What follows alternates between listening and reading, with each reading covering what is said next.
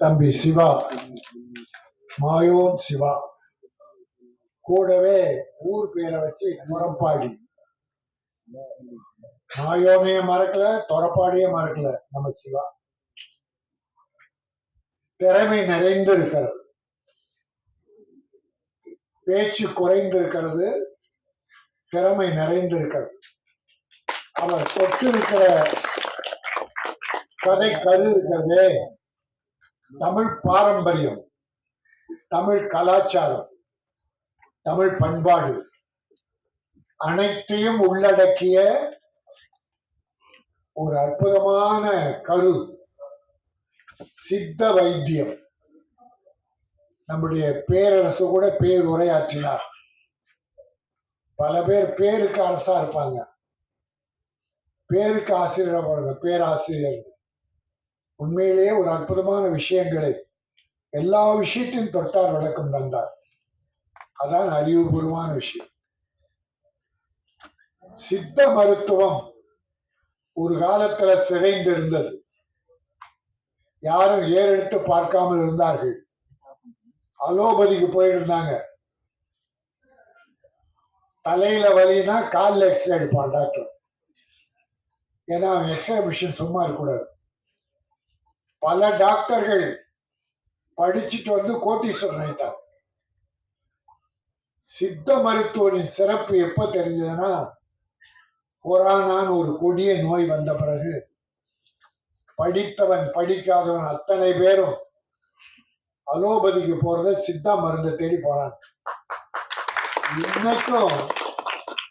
இன்னைக்கு சித்த மருத்துவ கடைகளை பார்த்தா மக்கள் நிறைஞ்சிருக்காங்க. சைடு எஃபெக்ட் இல்லாதது, உடலுக்கு வலு சேர்ப்பது. உடல் அந்த மருந்து ஒவ்வொன்றுமே இலையிலிருந்து, காயிலிருந்து, கனியிலிருந்து, வேரிலிருந்து, ஒரு மரம், நம்ம இயற்கை எண்ணெய் தந்த அந்த மரம், செடி, கொடி, அதிலிருந்து வருகிற மரம். அது சத்து, அது எந்த வகையில விஷமாக. அலோபதி சில நேரத்துல பக்க விளைவை ஏற்படுத்திடும். சித்த மருந்து நம்பிக்கையோடு சாப்பிடலாம். இன்னைக்கு பாருங்க, இன்னும் ஒரு 10 வருஷத்துக்கு அப்புறம் சித்தா மிகப்பெரிய மருத்துவமனைகள் உருவாக போகுது. ஆக அந்த விஷயத்தை இந்த படத்துல அற்புதமா சொல்லியிருக்காங்க. ஹீரோயினையும் மற்ற கேரக்டர்லாம் வச்சு. எனக்கு இங்க நான் இது ஒரு சக்தி சரவணன் கூப்பிட்டாரு. நிறைய ஃபங்க்ஷன் நம்ம பிஆர்ஓ சகோதரர்கள் கூப்பிடுவாங்க.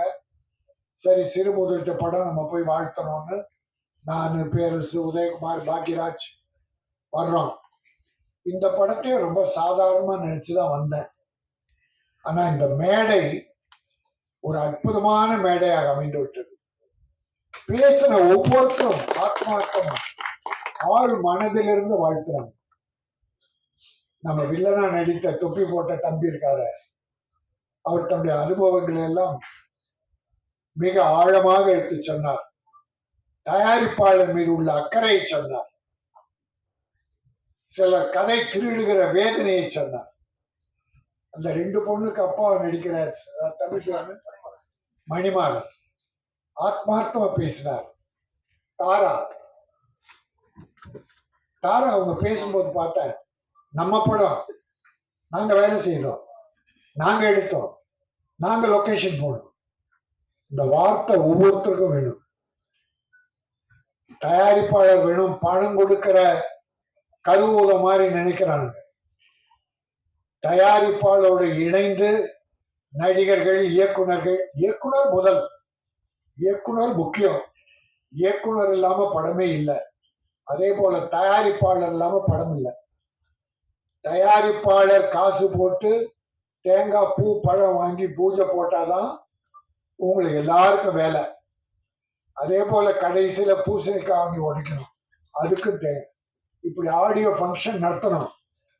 ஒரு இசையமைப்பாளர் ஒரு ரூம்ல போட்டு டியூன் போட்டா அது உலகத்துக்கு பரவிடாது.